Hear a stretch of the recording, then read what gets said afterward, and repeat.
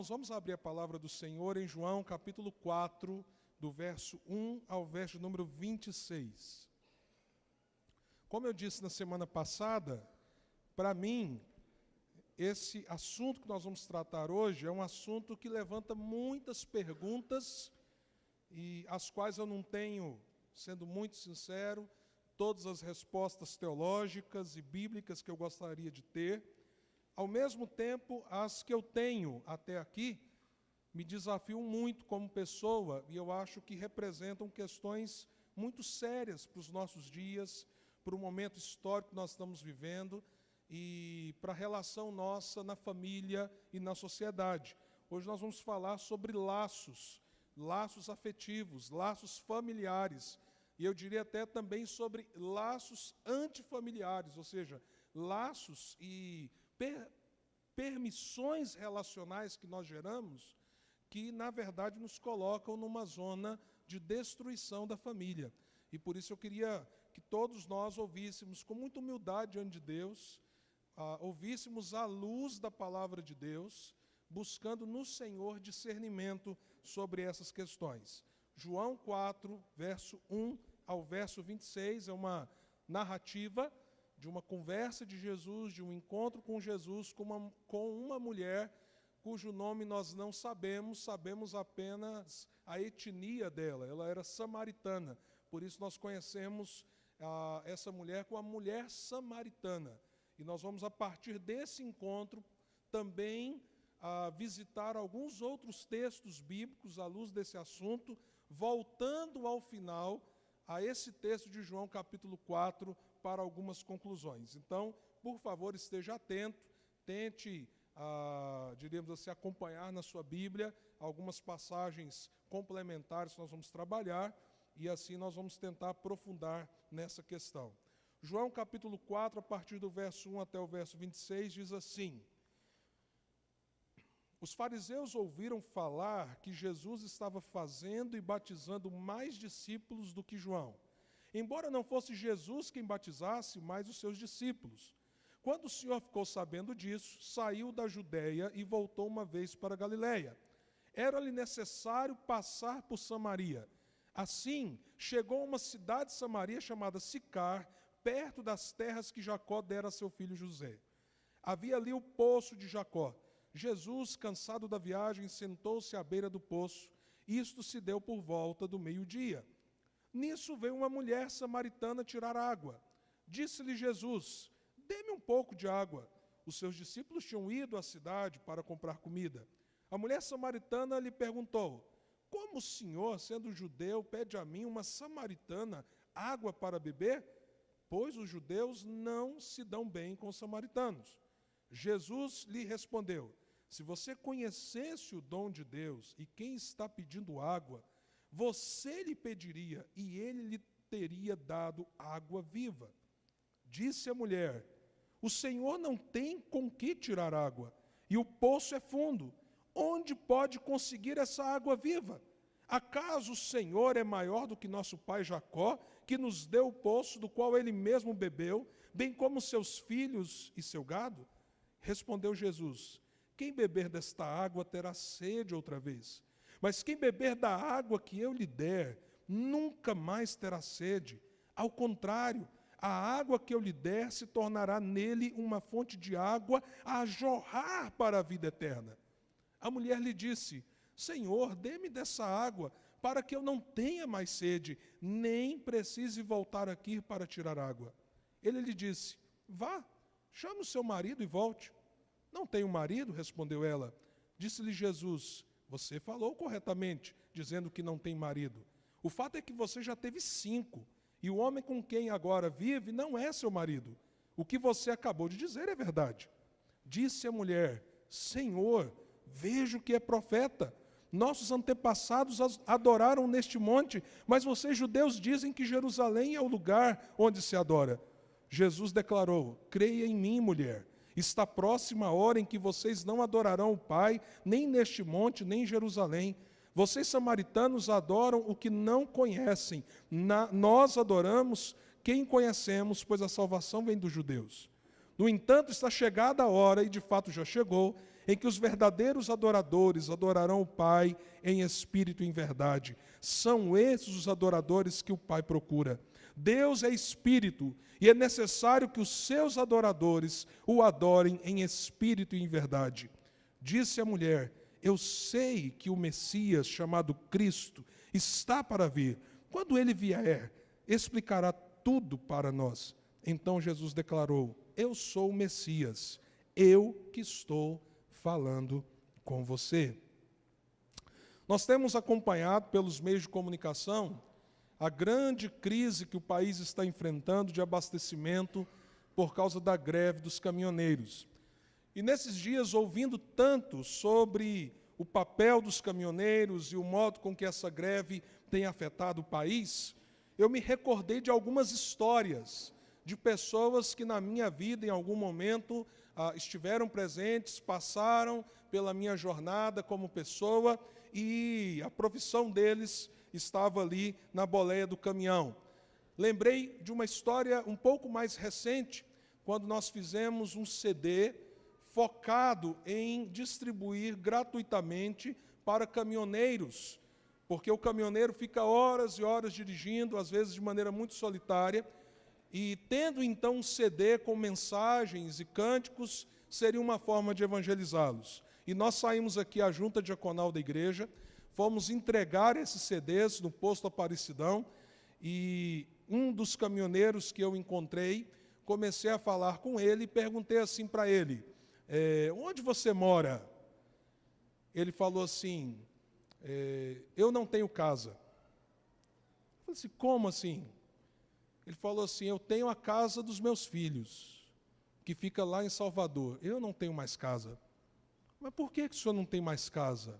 E ele me explicou que havia casado aos 18 anos com uma mulher muito fiel, uma mulher temente a Deus, e durante 40 anos da sua vida, ele saía, pegava a estrada, e toda vez que ele voltava, ali estava sua esposa, esperando, feliz com a sua presença, cuidando dos seus filhos, recebendo ele com alegria. E já havia 2 anos que a sua esposa havia falecido de um câncer muito terrível. E foi um grande sofrimento o modo pelo qual aquela mulher morreu. E, na verdade, 2 anos depois, encontrando ele naquele posto de gasolina, o que eu pude constatar é que ele ainda estava de luto.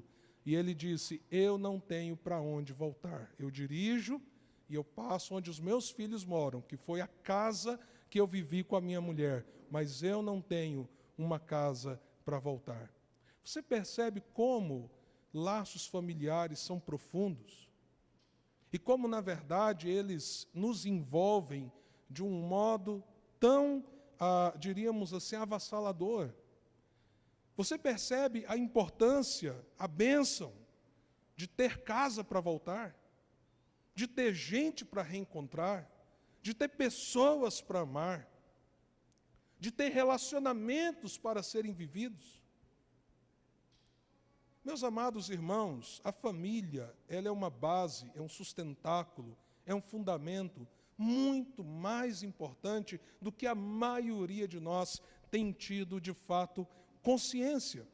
Se tivéssemos a consciência do tanto que a nossa base familiar é fundamental para nós, nós nos apressaríamos em buscar soluções, em resolver conflitos, em retornar laços, em resgatar a afetividade, em tratar as emoções, em curar os conflitos que foram estabelecidos. Há laços que são rompidos sem que nós queiramos. E às vezes nem contribuímos para que essas rupturas aconteçam. Lá em casa nós estamos administrando a dor de um laço familiar que foi rompido, a partir de um filho que partiu. E eu quero dizer para os irmãos, eu sou grato a Deus, eu não estou em litígio com Deus, em briga com Ele, eu não estou perguntando por que Ele levou o nosso filho mais novo, mas eu posso dizer para os irmãos, a ruptura do laço com um bebê de 2 meses é algo extremamente avassalador. não existe na minha vida pessoal uma dor mais forte para ser administrada, como eu sei que assim é com a Anaí.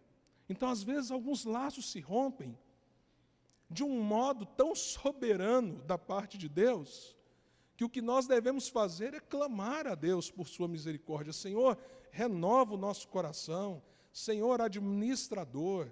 Senhor, nos ajude a superar. E quantos já perderam filhos? Quantos já perderam pais e mães? E você não tinha controle sobre isso, você não tinha o que fazer sobre isso. Por isso nós temos que ter essa consciência. Laços familiares são tão importantes, mas, meus amados, eles não são eternos. Em 2 meses, por exemplo, eu sinto falta de ter tirado mais foto. Queria ter mais foto. Eu não sou de tirar muitas fotos. Hoje as fotos me fazem falta. Mesmo que elas ainda carreguem um nível de dor. Há laços que não são quebrados por Deus, mas não são necessariamente por você. Há filhos que abandonam casas. E eu quero dizer uma coisa muito honesta. Há filhos cujos pais são bons que abandonam seus pais. Como há pais que têm filhos maravilhosos e não conseguem perceber isso e os abandonam afetivamente. E por mais que um busque o outro, às vezes você está naquela situação que você tem suas falhas, mas por mais que você tente, o laço foi rompido de maneira unilateral. Quantos já passaram por um divórcio assim? Cujo cônjuge chegou e disse, chega, eu não quero mais você, eu não quero mais viver com você, e um laço foi desfeito. A Bíblia, inclusive, fala de uma situação específica que nós podemos, muitos de nós podemos passar por ela. Alguém que nos coloca na parede e diz, você siga Jesus, ou o nosso casamento acaba. E é interessante, e eu vou falar um pouco disso mais ao final, que Jesus tem que ter uma primazia tão grande na nossa vida, que se um dia um marido ou uma esposa for colocado contra a parede, com a seguinte questão, escolha, é Jesus ou sou eu? A Bíblia diz a escolha que você tem que fazer. E por mais que a Bíblia seja contra o divórcio, a Bíblia diz, escolha Jesus. Então, muitas vezes, laços são desfeitos, mesmo a gente lutando para eles continuarem existindo. Laços são desfeitos por situações que estão acima do nosso controle.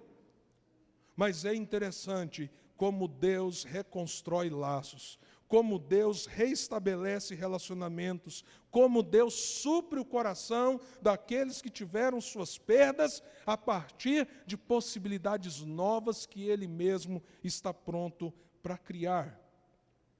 Por que esse texto é tão significativo para nós? Essa é uma narrativa belíssima, e nós poderíamos falar sobre muitos assuntos dentro desse mesmo texto. Mas por que podemos falar sobre laços familiares e laços que não devem ser construídos até por amor à família a partir desse texto? Nessa passagem, nós vemos Jesus perseguindo o coração de uma mulher. Tente imaginar a cena. A cidade está abaixo, os discípulos descem para comprar comida, é pleno meio-dia, na região de Samaria, aquele território entre a Judéia e a Galileia. Nós não sabemos por quê. O texto diz que Jesus teve que passar por Samaria. Ué, mas teve como assim, pastor? Tinha outra possibilidade? Sim, os judeus, de modo geral, por causa da sua resistência contra os samaritanos e dos samaritanos contra eles atravessavam por Decápolis, davam uma volta para chegar na Galileia, e assim faziam para voltar. Mas o texto diz que alguma coisa fez com que Jesus tivesse que atravessar o território de Samaria. E ali está Jesus, num lugar conhecido pela história bíblica do Velho Testamento, onde Jacó bebeu água e alimentou os seus animais, o seu gado. matou a sede do seu gado. Então, veja a cena.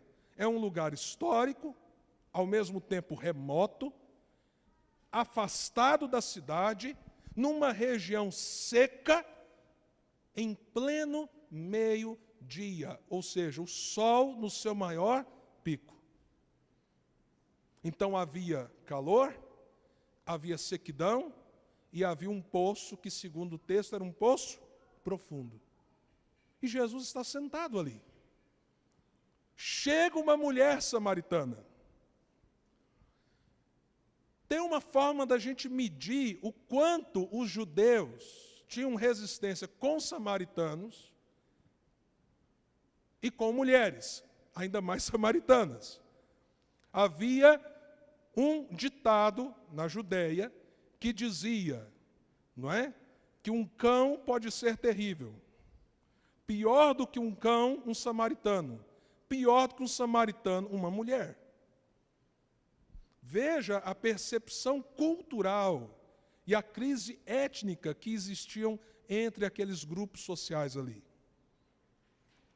Mas aquela mulher chega. E Jesus quebra um grande paradigma. Jesus age de um modo totalmente inesperado para um judeu, ainda mais um rabi, um mestre. Jesus conversa com aquela mulher. E o que ele pede? Ele diz o quê? Mulher, dá-me água para beber. A resposta dela pode parecer para você, fora da cultura que ela vivia, até mal criada. Como o senhor, sendo judeu, pede a água para mim como eu sendo uma mulher samaritana? Mas, na verdade, meus amados irmãos, ela está perplexa. Porque Jesus rompe uma profunda barreira cultural e social. Ela está assustada com a atitude de Jesus, de aproximação, de diálogo, de referência a ela. E aí Jesus diz, se você soubesse. Se você soubesse quem eu sou, você que ia dizer assim, me dá água viva, porque eu sou o único capaz de fazer isso por você. O assunto parece ser água. Parece ser água, mas o que Jesus está fazendo? Jesus está caçando o coração daquela mulher. E ela diz, o poço é profundo. Ora, meus irmãos, evidentemente, todo mundo aqui que já teve que lidar com uma cisterna, sabe que se você não tiver uma corda, um balde, equipamentos, como que você tira água de um poço profundo? Ela tinha, Jesus não tinha. E Jesus está dizendo, eu posso matar a sua sede, quando é ela que tem o maquinário, entre aspas, para tirar a água do poço. Aí Jesus fala, eu estou dizendo de uma água diferente. Eu estou dizendo de uma água que aquele que bebe essa água não precisa mais beber, porque sua sede acabou. Não terá mais sede. Jesus está falando de uma coisa. Para ela, Jesus continua falando de água. E aí ela faz um pedido. Senhor, então me dá dessa água para que eu não tenha mais sede. E Jesus responde como? Onde está o teu marido? E aí nós temos a descrição de uma mulher fragmentada, de uma história marcada por rupturas, por começos, perdas e recomeços. 5 maridos. E agora, num 6º relacionamento, ela nem tinha coragem de chamar o seu companheiro de marido. Eu não tenho marido, foi a resposta dela. Meus queridos, como essa mulher samaritana tem a ver com a nossa geração? A sede real e profunda daquela mulher é a sede real e profunda da nossa geração. Aquela mulher viveu anos e anos da sua vida tentando construir laços e vendo laços sendo destruídos, tentando reconstruir outros laços e vendo outros laços sendo destruídos. E ali estava uma pessoa totalmente sedenta, a sua alma era como um deserto seco, árido, sem vida. Havia uma necessidade de satisfação, de completude, que nenhum dos relacionamentos que ela havia estabelecido como família conseguiu dar a ela. Será que isso não mostra muito dos nossos dias? Muito do que tem acontecido nas famílias e na nossa sociedade? Será que nós temos tido consciência do que nós estamos fazendo quando optamos por um estilo em que os laços afetivos são tão destruíveis, são tão fragilizados, são tão descartáveis? O que fazemos conosco e com as pessoas à medida que a nossa história caminha de relacionamento a relacionamento, quebrando alianças, tentando refazê-las com outras pessoas e assim por diante, andando na história? Ou o preço que nós pagamos quando os nossos laços, o que sobrou deles é apenas um compromisso, sem afetividade, sem amor, sem podermos oferecer ao outro nós mesmos, porque nós mesmos não estamos mais disponibilizados para a relação? Nós vemos o quanto a alma daquela mulher se tornou árida, ao ponto do Messias, o Filho de Deus, atravessar aquele território para ter aquela conversa. Eu queria levantar algumas questões. Eu quero que a gente volte para esse texto e a gente olhe para Jesus, mas eu preciso com vocês pensar um pouco sobre o preço de sermos pessoas fragmentadas por relacionamentos quebrados, rompidos, por uma ideia diabólica e mundana que toma o nosso mundo e a nossa sociedade, de que a gente pode brincar com essas coisas, que nós não vamos nos queimar, quando isso é fogo ardente, abrasador e terrível. Que questões seriam essas? Entre elas, qual é o preço da quebra de vínculos afetivos na família?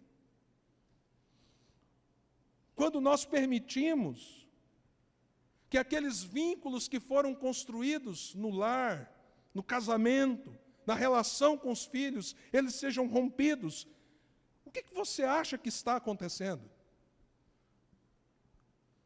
Por exemplo, o que você acha que acontece quando, se você como pai, seja lá por que motivo for, isso sendo razoável na sua cabeça ou não, você rompe o elo afetivo com seu filho, com a sua filha?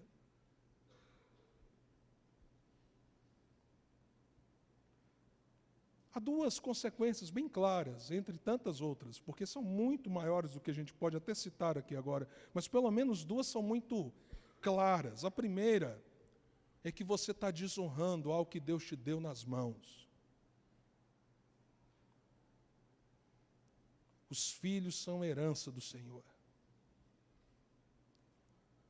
Quando pais e mães menosprezam a relação com seus filhos e permitem que as questões pequenas do cotidiano e da vida, as insatisfações, as suas frustrações pessoais, porque seus filhos, de repente, não conseguem ser como você queria que eles fossem, e isso justifica para você romper os laços, quebrar a conexão, destruir a comunicação, você está pegando a herança que Deus te deu e jogando literalmente no lixo. E se você morrer de repente,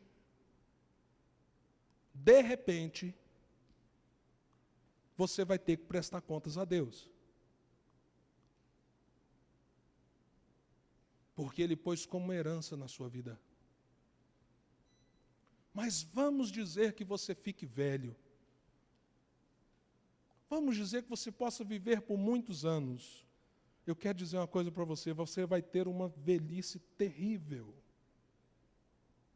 Eu tenho um tio-avô que uma das filhas teve um envolvimento sem ser casada, teve um menino. Esse menino é mais velho do que eu, então isso já faz muitos anos. E esse tio-avô rejeitou esse neto. Não aceitou. Ele dava carinho para os outros netos, não dava para ele. No Natal ele comprava presente para os outros netos, mas não comprava para ele. Na casa dele tinha espaço para os outros netos, mas para aquele menino não tinha, porque ele nasceu envergonhando a família conforme a visão dele.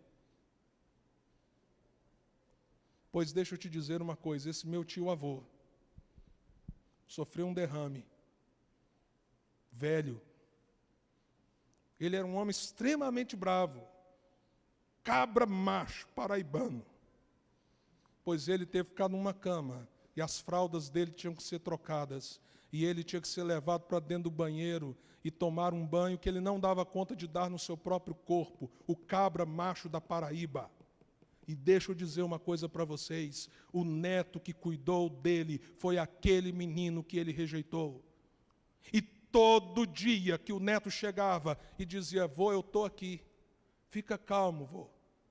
E trocava a fralda dele, e dava banho nele, escorria lágrimas no seu rosto, porque ele sabe o coração que ele ofereceu para aquele menino, e pela graça de Deus, aquele menino não o odiou, o amou até o fim.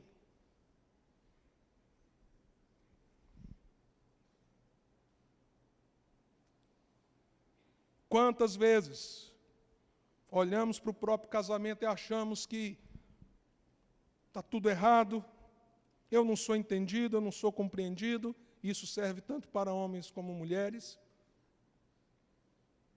Nós achamos que é um laço qualquer. Qual a consequência de você quebrar isso?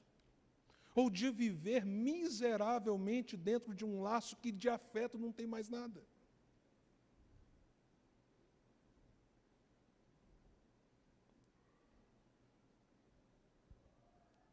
Uma segunda questão.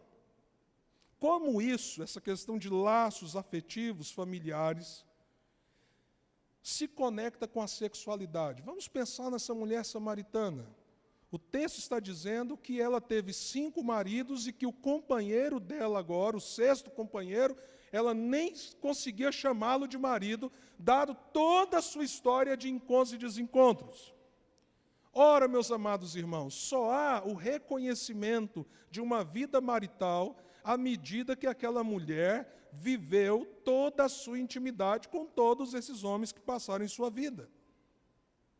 A pergunta então é, o que acontece conosco quando não apenas o afeto,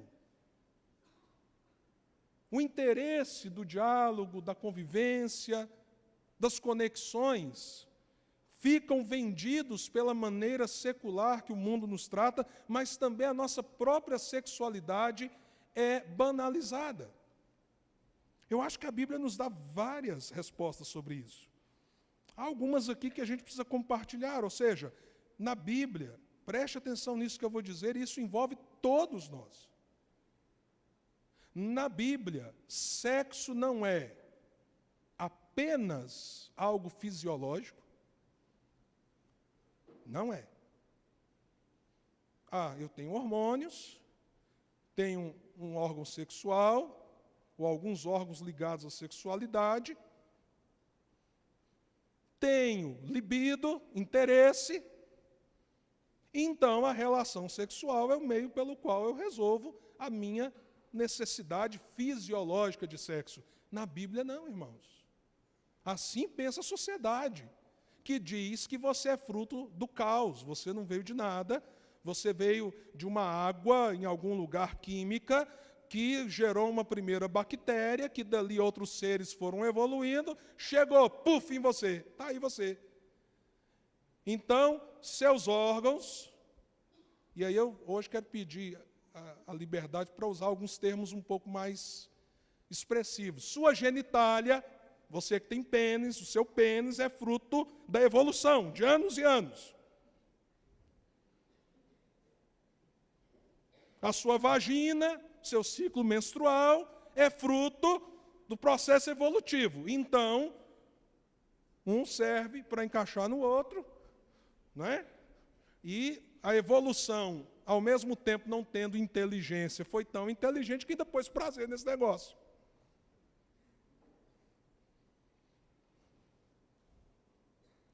Eu creio que alguém aqui pode ter alguma dúvida sobre o criacionismo, mas eu creio que ninguém que está nesse lugar crê piamente. Eu sou fruto da evolução. E se você crê, está convidado a vir aqui no gabinete, a gente bater um papo, não vou te acusar, não vou ser contra você, mas eu queria te falar algumas coisas que talvez você não saiba.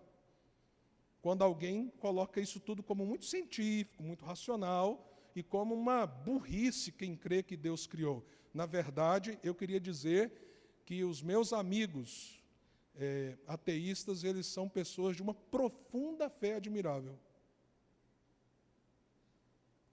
Porque, segundo eles mesmos, só o nosso fígado precisa de 5 bilhões de anos para ter evoluído. Só o fígado. Nós somos frutos da criação de Deus. Deus nos fez como seres sexuais. Ele fez homem e mulher. O seu pênis foi projetado, arquitetado. A vagina das irmãs foi fruto de um projeto. Teve um desenho que montou esse projeto, do jeito que ela é. E o ânus foi projetado também, para aquilo que vocês sabem que ele existe. Ou não, irmãos? A pergunta, então, é: o que é sexo na Bíblia? Deixa eu dizer algumas coisas para vocês. Vamos passear rapidamente alguns textos. Por exemplo, existem 3 modos de nós nos entregarmos para relações sexuais e gerarmos vínculos, laços, fora do casamento. A primeira que eu queria citar é a fornicação. Por exemplo, lá em 1 Coríntios 6, a Bíblia fala sobre isso. Abre aí, 1 Coríntios 6.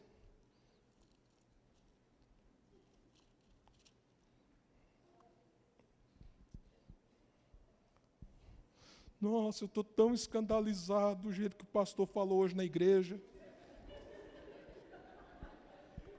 Que escandalizado, infeliz. Presta atenção que você tem que entender isso aqui. Entendeu? Vamos lá então. 1 Coríntios 6. Deixa eu só achar aqui que eu tinha marcado. Mas assim eu não vou achar, né, irmãos? Eu estou em 2 Coríntios. Não sei por que o versículo não estava aqui. Está aqui, ó. Verso 15. Olha o que diz assim. Aqui. Vocês não sabem que os seus corpos são membros de Cristo? Tomarei eu os membros de Cristo e os unirei a uma prostituta? De maneira nenhuma. Vocês não sabem que aquele que se une a uma prostituta é um corpo com ela? Presta atenção, é um corpo com ela. Pois como está escrito, os dois serão quem? Deveria ser quem, irmãos? Quando Deus criou, quem deveria ser uma só carne? Marido e mulher. Agora, o que o texto bíblico, isso é Bíblia, está dizendo?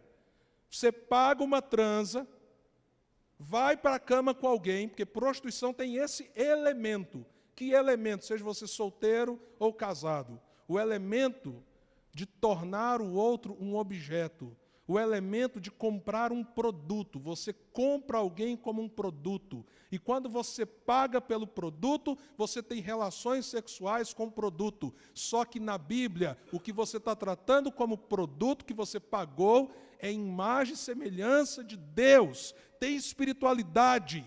E você está criando um laço. Um laço com quem você está se prostituindo.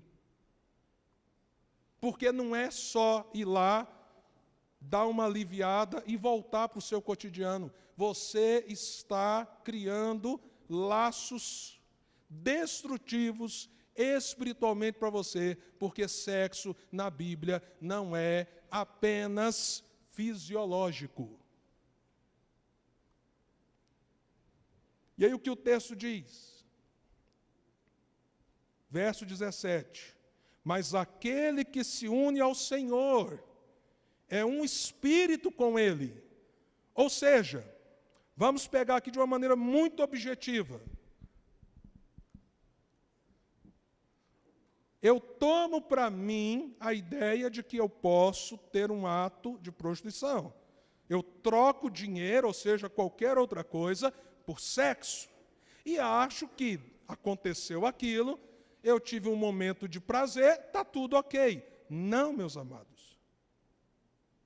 Aquele ato de prostituição gerou um impacto espiritual. Sabe o que isso significa? Você saiu dali sem ser mais a mesma pessoa que você era. Você criou consequências graves para a sua vida. E cada vez que você remonta isso, como um modelo de vida, como um estilo de vida, como uma maneira de ser, você está se fragmentando e você está estabelecendo laços espirituais que você não tem ideia. Pastor, então me explica melhor isso. Como assim laço espiritual? Qual é a extensão disso? Eu não falei para vocês que eu ia dizer coisas que eu não tenho resposta? Eu não sei. Eu sei que, por exemplo, algumas vezes na minha trajetória como missionário e pastor, pessoas se tornaram possessas depois da prostituição. Isso eu sei. Eu sei que a Bíblia diz que você se torna uma só carne com a prostituta quando você deita com ela, ou com o prostituto, o garoto de programa, sei lá o quê. Eu sei que as consequências são graves e sérias para você, para o seu coração, para o seu futuro, para a sua história. Pastor, nunca fiz isso. Agora, nós estamos num namoro aí, pastor, o senhor sabe como é que é, o negócio é complicado, mas é a pessoa que eu amo. Bom, vamos para o 7, capítulo 7. Abre aí, no 7. A Bíblia fala sobre isso? Fala. Olha o que Paulo continua dizendo. Quanto aos assuntos sobre os quais vocês me escreveram, ou seja, o povo lá de Corinto estava querendo saber. Paulo, como é que é esse negócio aí, isso e aquilo? Aí ele fala assim, é bom que o homem não toque em mulher. Não vou falar assim, posso ouvir um amém, irmãos? Que acho que eu não vou ouvir. Mas, por causa da imoralidade, cada um deve ter o quê? Sua esposa. E cada mulher o seu próprio marido. Então, isso é para o homem e para a mulher. E aí depois fala do marido cumprir os deveres. Que deveres? Ter relação, gente. O marido deve cumprir os deveres. Irmão, se estiver não funcionando muito bem aí, vai no médico. É dever. Hoje tem solução para quase todo tipo de problema. E a mulher também. Chega, irmã. Ah, minha cabeça dói, eu não consigo. Tem que buscar ajuda. Tem que buscar ajuda. E aí diz assim o verso 4, a mulher não tem autoridade sobre o seu próprio corpo, mas sim o marido, da mesma forma o marido tem autoridade sobre o seu próprio corpo, mas sim a mulher. Pastor, ainda bem que não falou de nós solteiros ainda. Fala, verso 8. Digo, porém, aos solteiros e às viúvas, fala até para a viúva, é bom que permaneçam como eu. Posso ouvir um amém? Também não vou pedir. Verso 9. Mas se não conseguem controlar-se, pastor, você sabe como é que é, o mundo do jeito que está, não dá, pastor. Hoje todo mundo transa antes do casamento, pastor. Não sei o quê, papapá. Devem casar-se. Para de enrolar essa menina, resolve sua vida, seja fiel a Deus, pois é melhor casar-se do que ficar o quê, gente? Ardendo de desejo.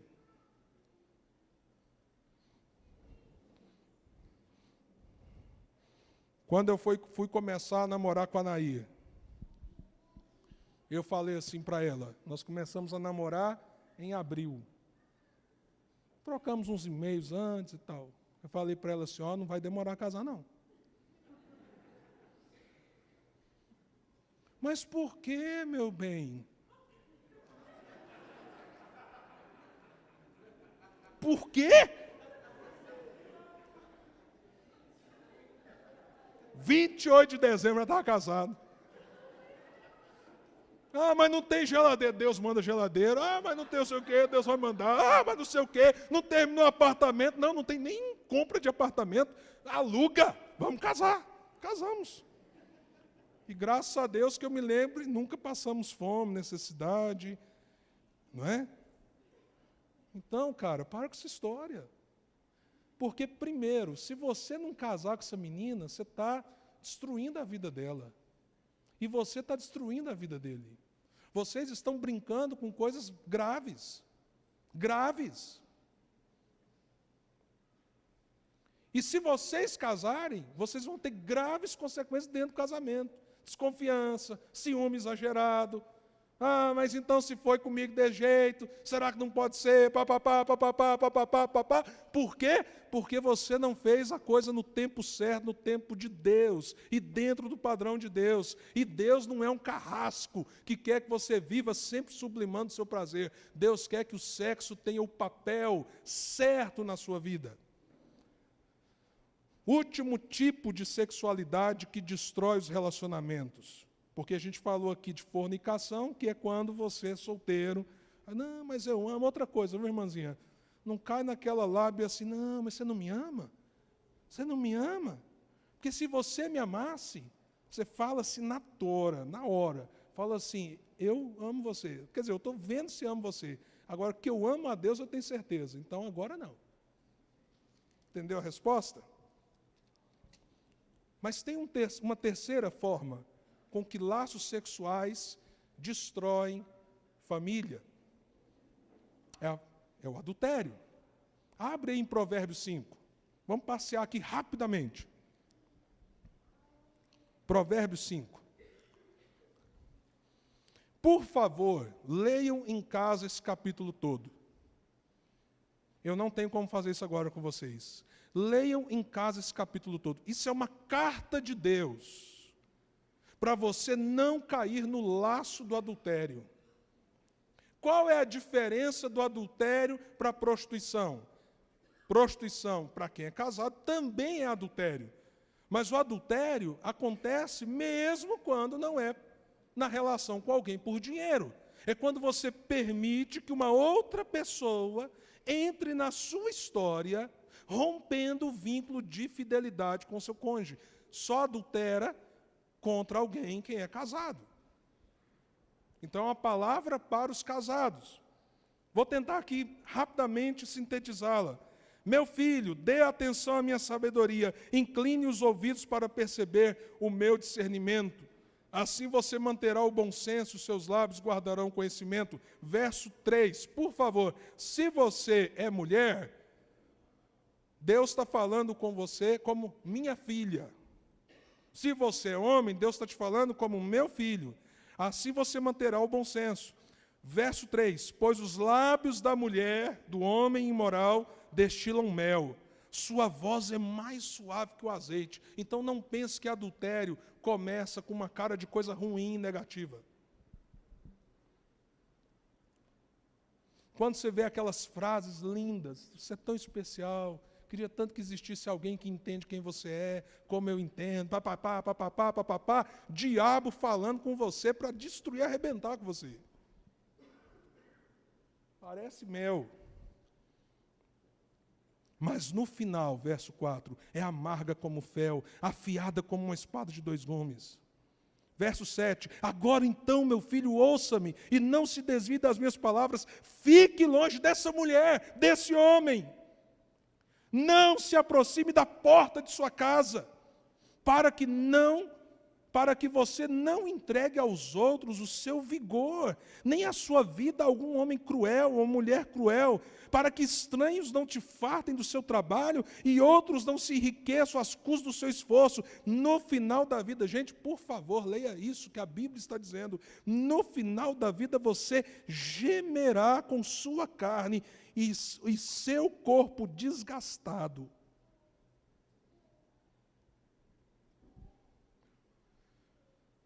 Eu quero que você me mostre uma pessoa que não rompeu o ciclo do adultério na sua vida e que foi de relacionamento em relacionamento, que a história dessa pessoa não tenha esse drama que a Bíblia aqui está colocando.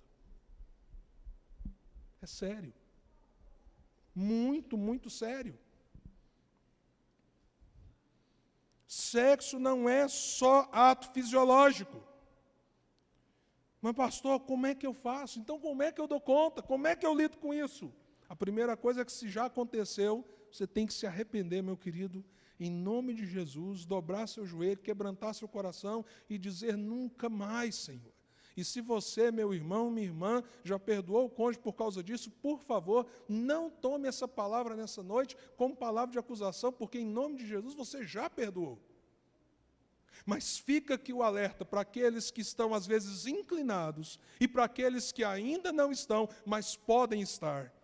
Fuja disso. Então, como que eu faço? Verso 15: beba das águas da sua cisterna, das águas que brotam do seu próprio poço. Por que deixar que as suas fontes transbordem pelas ruas e os seus ribeiros pelas praças? Que elas sejam exclusivamente suas, nunca repartida com estranhos. Do que a Bíblia está falando? Sexo bom dentro do casamento. Muito romântico a linguagem, mas é disso que a Bíblia está falando. E pode, deve ser romântico. Mas está dizendo: beba das fontes que Deus está te dando. Que elas sejam exclusivamente suas. Não, pastor, isso é muito carnal, dizendo que a Bíblia está falando aqui de sexo. Ah, bom, beleza. 18. Seja bendita a tua fonte, alegre-se com a esposa da sua juventude. Ah, não, pastor, isso aí deve estar falando de passeio, de piquenique. 19. Gazela amorosa, corça graciosa, os seus de sua esposa sempre o fartem de prazer e sempre o embriaguem os seus carinhos, os carinhos dela.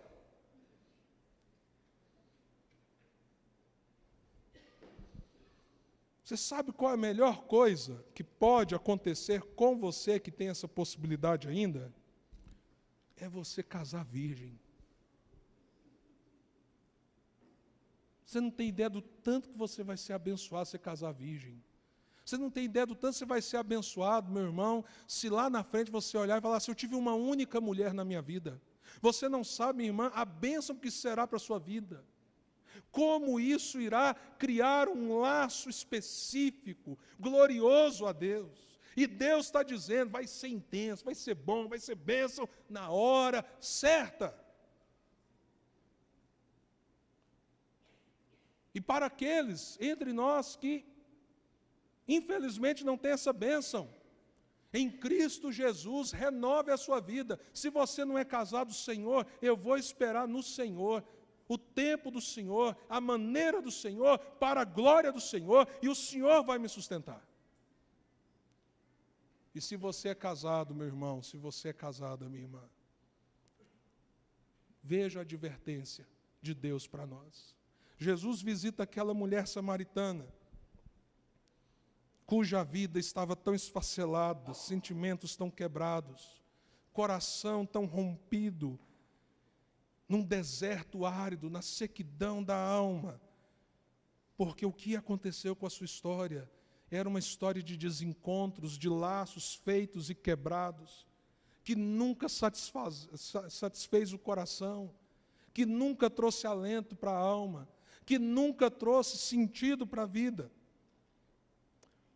Para a gente terminar, então, como as respostas de Jesus podem nos ajudar a sustentar os laços familiares e reconstituir o coração quando ele já está tão quebrado. Eu posso fazer aqui uma comparação entre o que Jesus diz e a cultura pop diz, por exemplo. Vou citar a letra de uma música. Lulu Santos, cantor muito conhecido da nossa geração, conseguiu empreender alguns hits bem interessantes. E uma das suas músicas diz assim: toda forma de amor. E parte da música tem a seguinte letra: eu não pedi para nascer, eu não nasci para perder, nem vou ser sombra de vítima das circunstâncias. E a gente vive junto, e a gente se dá bem, não desejamos mal a quase ninguém. Nisso aqui ele está sendo mais crente que alguns, né?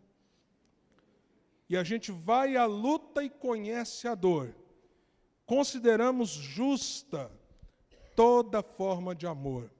Parece algo muito belo, muito belo. Mas, na verdade, o que está dizendo aqui é, se o seu coração sentir um afeto por qualquer um, de qualquer maneira, desde que seja afeto, desde que haja sentimento, é bom. Tem uma youtuber que também foi atriz de novelas, principalmente para crianças e pré-adolescentes. O nome dela é Bruna Carvalho. Ela escreveu recentemente, agora ela já está com 18 anos. Toda forma de amor é válida. Se há amor, não é errado. Mas o que a Bruna escreveu e o que o Lulu Santos canta, o Nietzsche, lá no final do século XIX, início do século XX, ele já era um pensador construindo essa filosofia.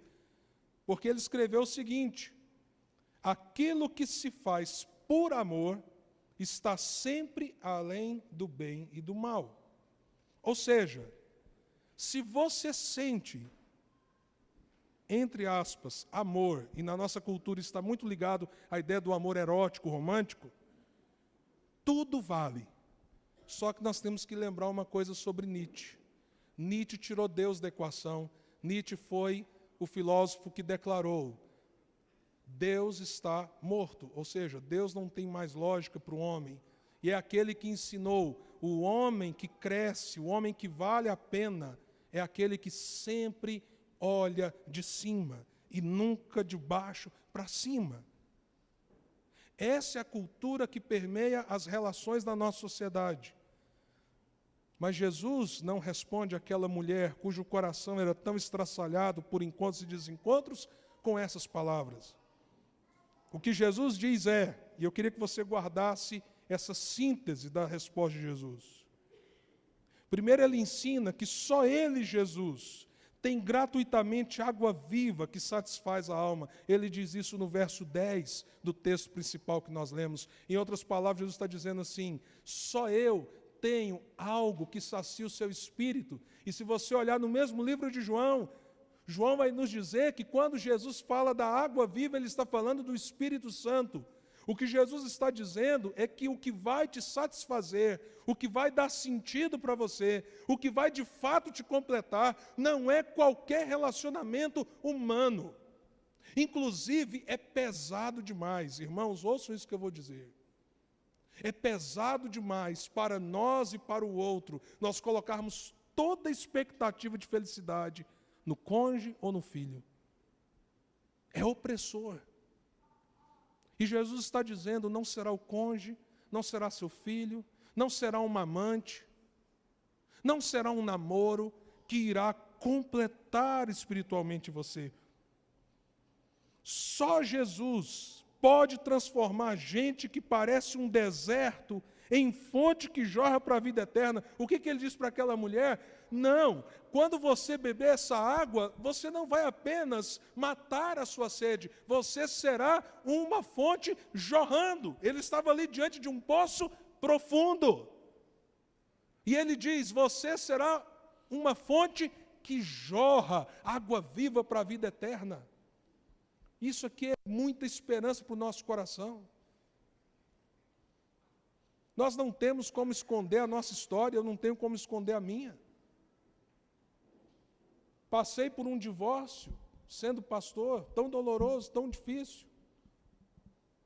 Não desejo isso, como diz o pastor Pereira, um pastor já jubilado, ele falou assim, na época que eu passei por isso, ele falou assim: meu irmão, como eu aprendi com isso tudo, mas eu quero dizer uma coisa, eu não desejo isso para o pior inimigo. E eu posso dizer a mesma coisa para os irmãos: um homem crente que ama Jesus, ou seja, uma mulher crente também que ama Jesus, se ver obrigada a cortar um laço profundo, isso é terrível. Mas, meus amados irmãos, eu não desisti da fé, não desisti do Evangelho, não desisti da vida, não desisti do futuro e continuo caminhando aqui como vocês, inclusive como pastor, o que para mim foi muito difícil, por uma questão só. Uma única questão, e o segredo não está em mim, e eu não estou sendo humilde, eu estou sendo honesto. Eu só estou aqui porque quem matou a minha sede não foi o casamento, não foram os filhos. Quem saciou a minha sede foi Jesus de Nazaré, a quem eu entreguei minha vida quando eu tinha 10 anos de idade.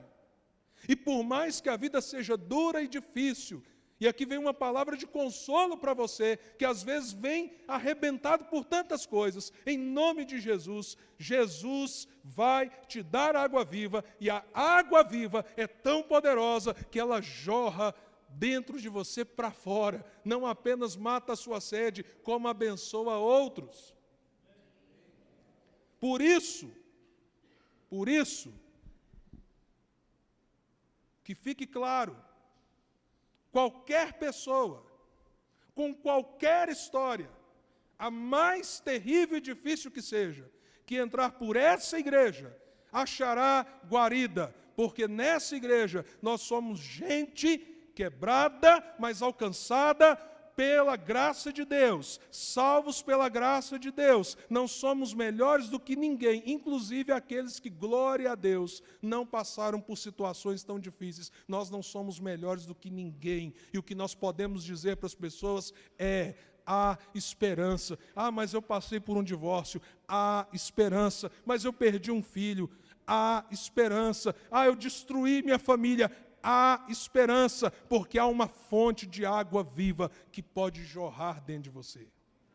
É essa a resposta de Jesus. Só Jesus conhece de fato sua história, desejos e emoções. Quando Jesus diz: onde está teu marido? Depois Jesus mostra, escancara o coração daquela mulher. Mas ao contrário de Jesus fugir para longe dela, Jesus se revela a ela, Jesus se aproxima dela como nenhum outro judeu faria. Você já pensou que coisa maravilhosa? Talvez você lute com pensamentos impuros, talvez a questão da sexualidade seja uma coisa tão difícil para você, talvez você já tenha uma história lá atrás de abusos, eu não sei. E aí Jesus conhece tudo, suas lutas internas, o que você já passou, o que você já fez de errado, o que você poderia ter evitado, o que fizeram de errado com você. Jesus conhece tudo. E o que Jesus faz? Então ele diz: não, você não. Ao contrário, ele diz: deixa eu chegar perto. Abra o seu coração para saber quem eu sou. Isso é tremendo, irmãos. E por último, só Jesus é o Messias. É interessante que em tantas passagens, Jesus não se revela com tanta clareza. Pelo contrário, há passagens bíblicas que Jesus diz assim: não fale quem te curou. Há passagens bíblicas que Jesus diz para os discípulos: não diga ainda ao povo quem eu sou. Mas aqui Jesus está em Samaria, e quando a mulher diz assim: mas um dia virá o Messias, o Cristo, e Ele nos ensinará. Jesus não rodeia, e Jesus diz diretamente: aquele que está falando com você, mulher, esse é o Messias, sou eu já vim. Que coisa tremenda. E isso tinha grandes implicações, porque toda a esperança espiritual que ela tinha estava num Messias que viria, e agora o Messias estava na frente dela, conversando com ela, conhecendo a vida dela e dizendo para ela: eu tenho a água que vai matar a sua verdadeira sede, porque você é um deserto seco, por tudo aquilo que você já passou.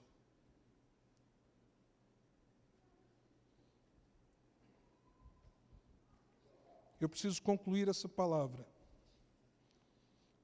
nos desafiando a uma vida mais centrada em Jesus. E eu quero deixar uma última questão com você nessa última afirmação que eu fiz, ou seja, ela tem uma implicação muito séria, quando a gente entende quem é Jesus. Vamos ler Lucas 14, 26. Esse texto merece um outro sermão, mas eu preciso pelo menos citá-lo e concluir com ele. Lucas 14, 26, está aí?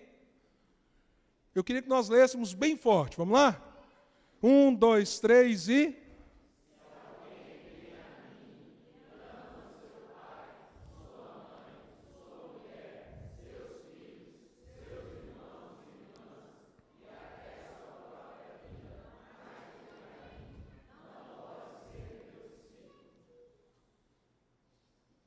Vamos ler de novo?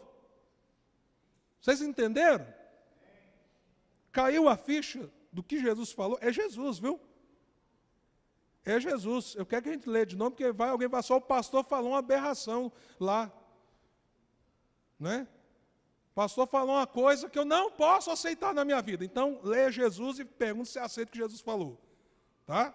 Vamos lá, bem forte, gente. Se alguém...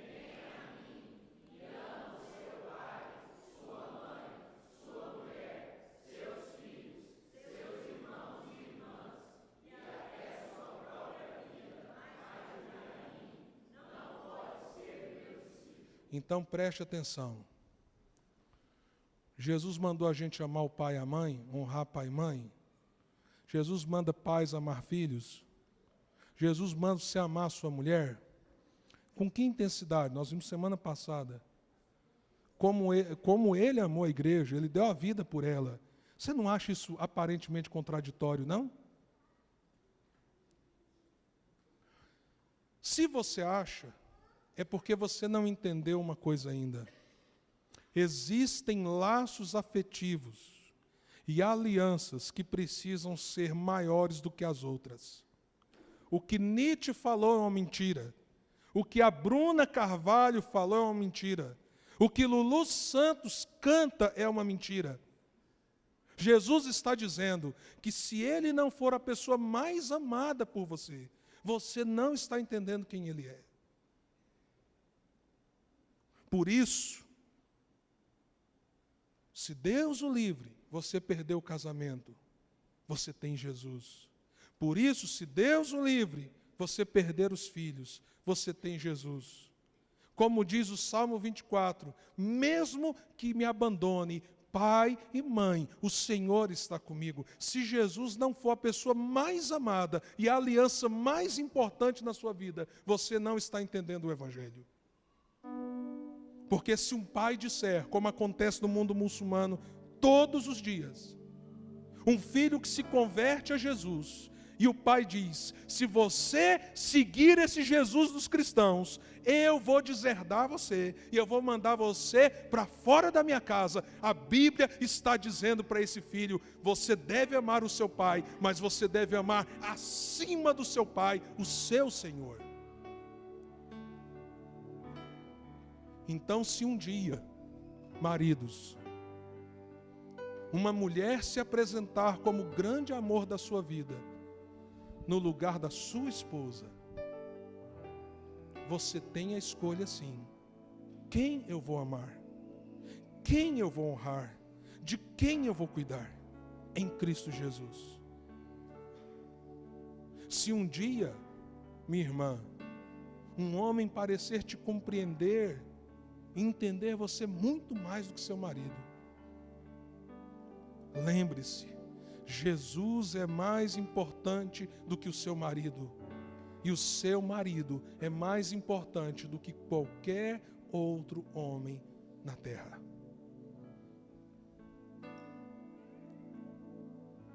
Se um dia, meu filho, minha filha, meu irmão em Cristo, seus pais precisarem de você, como eu vejo a Meire, Delcides cuidando do pai da Meire, cuide,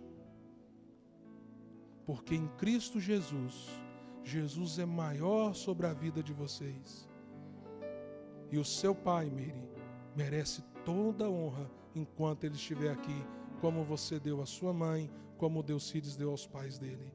Continue sendo a filha que você tem sido, minha irmã.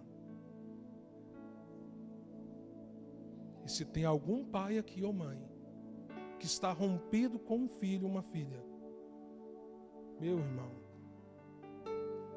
se arrependa. Volte para Jesus. Jesus é o Senhor da sua vida.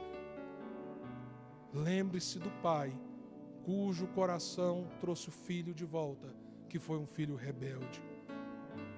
A gente só volta para onde tem amor verdadeiro. A gente não volta para onde só tem briga, discórdia, incompreensão. Ele caiu em si e voltou para a casa do seu pai. Se você precisa que isso aconteça, seja você como Cristo Jesus. Não faça pelos seus interesses, mas porque Cristo é a principal pessoa na sua vida. Irmãos, essa palavra desafia todos nós. E uma igreja forte só pode ser uma igreja que entende os laços que ela precisa construir. E Satanás sabe disso. Abaixe sua cabeça, vamos orar.